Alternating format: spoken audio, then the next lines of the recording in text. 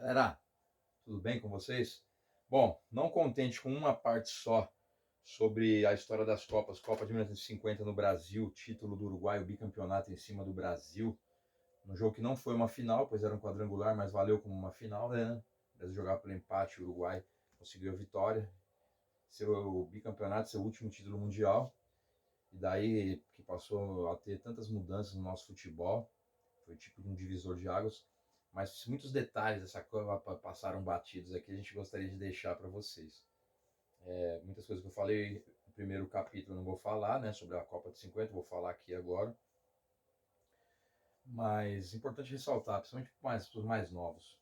Todos que gostam de futebol e se aprofundam em conhecer a história das Copas, das seleções, sabem que essa foi a mais dolorosa derrota do Brasil em uma Copa do Mundo.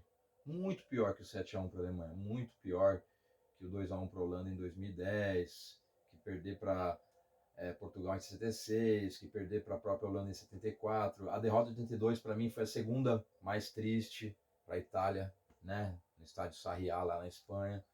A final para a França, acho que foi a terceira mais triste. A da Alemanha foi a quarta, quinta, foi um 7-1. O placar foi exageradamente uma semifinal no Brasil de novo.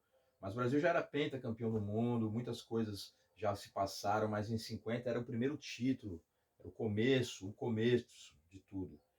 Maracanã foi construído para aquela Copa, 220 mil pessoas no estádio, a forma com que foi, o Brasil jogando pelo empate, sai na frente no começo do segundo tempo, consegue tomar uma virada, mas enfim. Bom, sobre parte governamental não vou falar aqui. Vou falar alguns detalhes de outras seleções também. Ó, aqui está falando que não houve a final, pois isso foi um quadrangular entre Brasil, Espanha, Suécia e Uruguai. A final no dia 16 de julho, Brasil embalado pela excelente campanha, um elenco vitorioso. Aí fala aqui sobre os gols também. O gol do Uruguai foi aos 80 minutos de jogo, aos 35 do segundo tempo, né? O gol da virada. É uma das maiores decepções da história do futebol brasileiro. Para mim, é a maior decepção. Bom,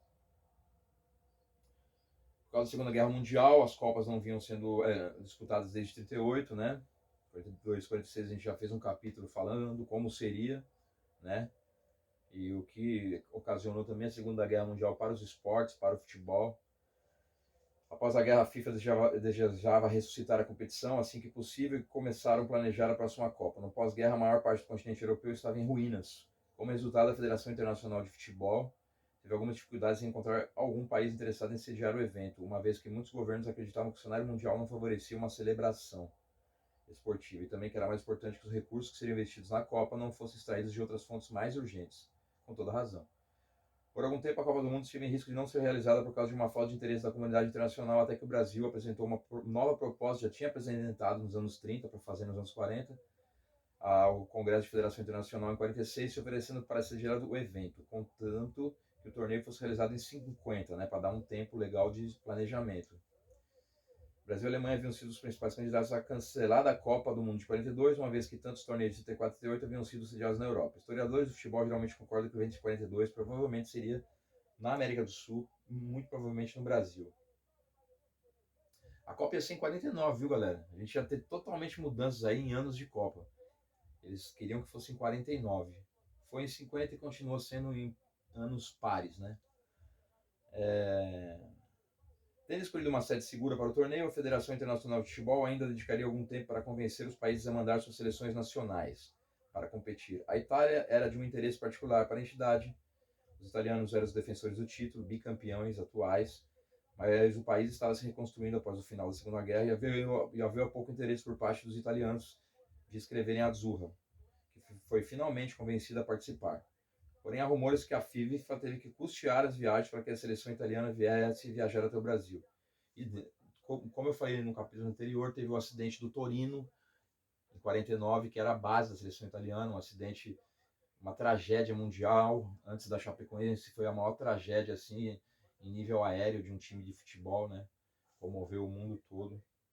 E também medidas proporções. Na época foi até talvez mais forte o impacto, se bem que o da Chapecoense foi tristíssimo demais. E os dois, né? Foram, acho que, as duas maiores, né, tragédias e desastres aí de acidentes que ocasionaram a morte de todo o elenco de um time. Torino e Chapecoense recentemente. Enquanto Itália e Áustria, duas equipes bem-sucedidas no pré-guerra, não estavam sujeitas a sanções internacionais, o Japão, ainda sob ocupação, e a ocupada e dividida Alemanha, que passou a ser a Alemanha Ocidental e Oriental, ainda não tinham permissão para competir.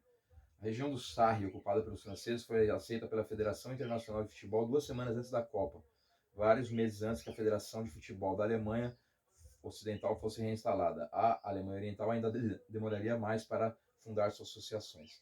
As nações britânicas puderam competir, tendo se reunido a Federação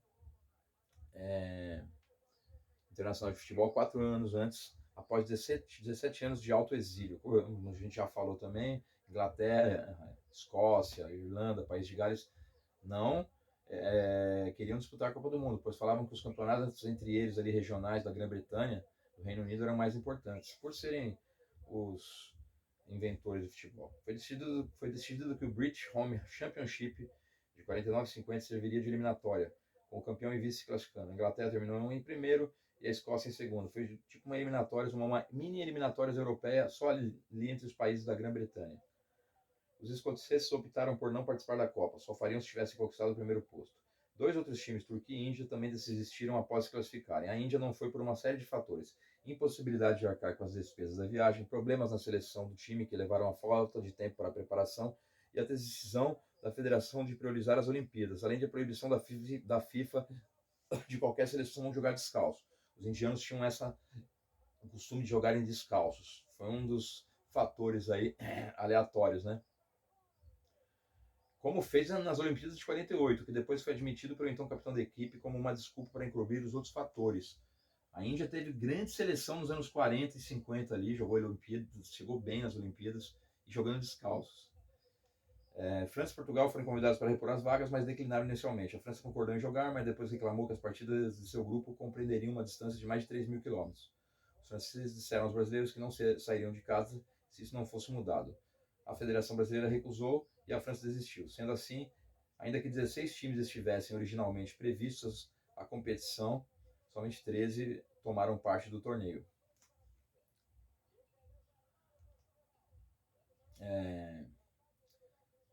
Na primeira fase, o Brasil venceu por 4-0 o México, empatou por 2-2 com a Suíça. Nesse jogo, o Brasil atuou com jogadores paulistas no Pacaembu e foi o único jogo fora do Maracanã na Copa toda, desfigurando a seleção. Venceu a Iugoslávia por 2-0. Uma das grandes decepções foi a Inglaterra, que perdeu por 1-0 para os Estados Unidos, numa das maiores zebras de todos os tempos. No seu grupo, a Espanha se classificou vencendo a própria Inglaterra por 1-0, o Chile por 2-0 e os Estados Unidos por 3-1.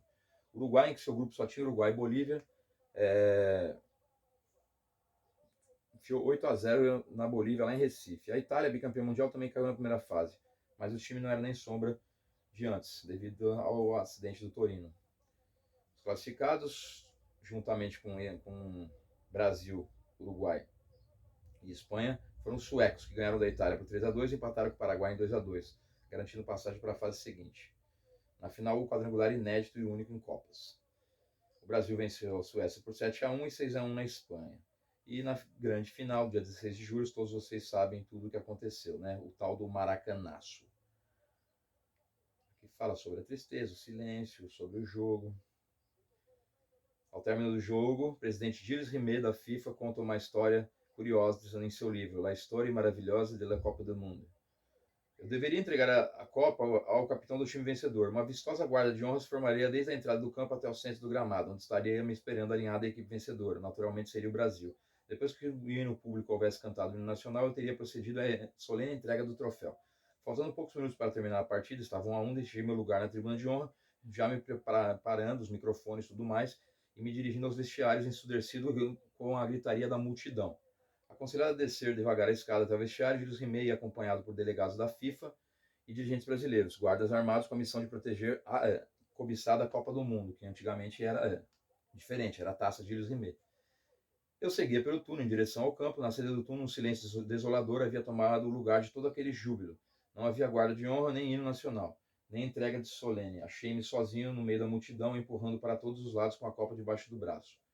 Gilles Rimet não conseguiu entregar a taça e decidiu se retirar, mas logo depois voltou e Obdúlio Varela recebeu a taça de Gilles Rimet.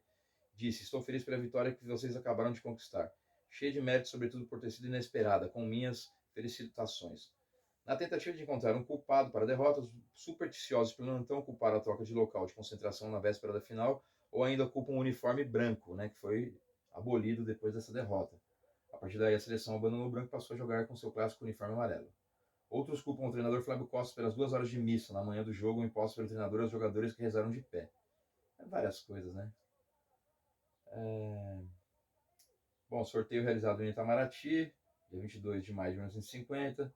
A fase inicial aqui, todos os jogos de todos os grupos, que eu não vou passar também. Artilheiros, a gente já passou, que foi Ademir de Menezes, do Vasco, grande artilheiro, também craque do Sport Recife. Particularidades: Brasil 7-1 e Brasil 6-1 na Espanha, Brasil 7-1 na Suécia, foram as 2 maiores goleadas da seleção em Copas. Que o Brasil impôs, não que ele tomou. Alcides Dígia, o carrasco da seleção brasileira de 50, morreu aos 88 anos no dia 16 de julho de 2015, exatamente 65 anos após a partida que sagrou a seleção uruguaia bicampeã mundial, sendo ele o último jogador que ainda estava vivo daquela partida. Foi a primeira Copa a ter número nas camisas. O iugoslavo Rajko Mitic bateu a cabeça em uma viga do vestiário minutos antes do jogo contra o Brasil. O atacante foi obrigado a entrar em campo com atraso. Azar da Iugoslávia. Enquanto o Mitic ainda estava no vestiário para receber seu curativo, o Brasil fez 1-0. Várias seleções desistiram, como a gente já falou. Com a não participação de França, Bélgica e Romênia, o Brasil passou a ser o único a participar de todas, e ainda é. A maior zebra da história até então, a vitória dos Estados Unidos sobre a Inglaterra, contou com os ingleses, que participaram pela primeira vez de um Mundial, chegaram ao Brasil como um dos favoritos, enquanto os norte-americanos tinham uma equipe formada basicamente por carteiros, lavradores de pratos e imigrantes. O autor do gol foi Getchens, nascido no Haiti. Em 2005 foi lançado um filme sobre a partida, Duelo de Campeões. A torcida do Brasil, enquanto a seleção canarinha, que ainda não era canarinha, goleava a Espanha, cantava Touradas de Madrid na arquibancada, composta por João de Barros, do Braguinha, em 1938. Curiosamente, o gol que Didia marcou contra a Suécia foi originada de uma jogada na direita, onde ele ganhou na corrida do lateral esquerdo sueco, chutando na saída do goleiro, de um jeito semelhante que fez contra o Brasil na final. Bom,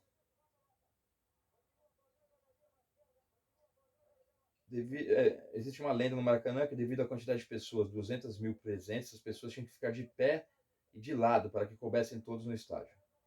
O Cruzeiro de Porto Alegre foi o segundo clube do mundo a ter sua camiseta usada em uma Copa do Mundo. Isso ocorreu na partida entre México e Suíça, disputada no Estádio dos Eucaliptos, em Porto Alegre. Ambas seleções tinham fardamentos vermelhos e era preciso distingui-los. Os mexicanos jogaram no estádio de azul e branco e a Suíça venceu. Bom, isso são alguns detalhes, certo, galera, da Copa. Espero que vocês tenham gostado. Infelizmente, o Uruguai foi bicampeão, ganhou do Brasil, mas isso é o que aconteceu. Valeu!